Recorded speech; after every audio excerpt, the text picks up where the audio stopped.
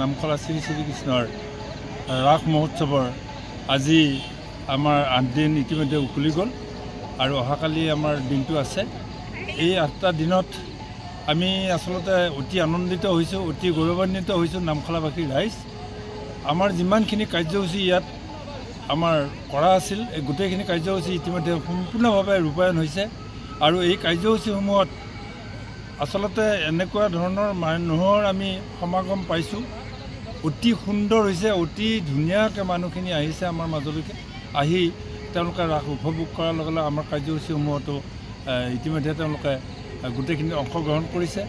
আমাৰ প্ৰথম দিনাই যিমান কাৰ্যসূচী আছিলে গোটেই আমাৰ তৰুণ উন্মোচন, পতাকা উত্তোলন, লগতে স্মৃতি তৰ্পণ আৰু তৰুণসমূহ উন্মোচন হৈছে, লগতে বাণিজ্য ক্ষেত্ৰ উন্মোচন হৈছে আৰু ৰাতিৰ ফালে আমাৰ এখন কৰ্মী সভা হৈছিলে।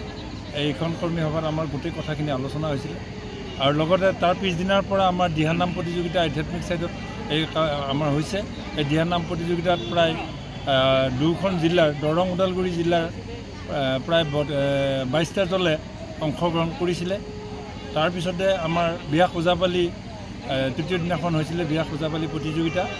দৰং ওদালগুৰি জিলাৰ বিভিন্ন প্ৰান্তৰ পৰা প্ৰায় 12টা দলে আহি ইয়াত অংশগ্ৰহণ কৰিছে আৰু অতি সুন্দৰ গাম্ভীৰ্যপূৰ্ণ অনুষ্ঠান হৈছে। বিশেষকৈ মূৰ্তিৰ ছাইডত আমাৰ এইবাৰ বহু ভক্তৰ সমাগম ঘটিছে। UFOটোৱে এইবাৰ এটা নতুন মাত্ৰা বৃদ্ধি কৰিছে আৰু লগতে টাইটানিকখন আছে। UFOৰ জৰিয়তে আমাৰ সকলো ব্যক্তিয়ে তাত দৰ্শন হৈছে, সকলোৱে চাইছে আৰু চাই এটা মেছেজ পঠিয়াইছে গোটেই অসমবাসীৰ কাৰণে যে নামখলাত এটা নতুন মাত্ৰা হৈছে। মূৰ্তিৰ ক্ষেত্ৰত আৰু মৃন্ময় মূৰ্তিৰ ক্ষেত্ৰত এইবাৰ যথেষ্টখিনি আমাৰ মূৰ্তি আছে। এই মূৰ্তিখিনি কাৰিকৰী দিশতো যথেষ্টখিনি আমাৰ আছে আৰু ইয়াৰ লগে লগে আমাৰ যিখিনি মীনা বজাৰ, থিয়েটাৰ, এইবোৰত যথেষ্ট সংখ্যক মানুহ। থিয়েটাৰ 2টা শ্ব' হৈছে। আমাৰ হেঙুল থিয়েটাৰ আজি 2য় দৰ্শনী হৈছে আৰু ইয়াৰ আগতে আমাৰ সূৰ্য থিয়েটাৰ হৈ গৈছে আৰু লগতে মীনা বজাৰত মানুহেই মানুহৰ সমাগম আমি অতি অভিভূত হৈছোঁ আৰু আশা কৰিছোঁ অহাকালিৰ দিনটোতো আপোনালোকে আমাক অসমবাসীয়ে আহি আমাক সহায় কৰিব।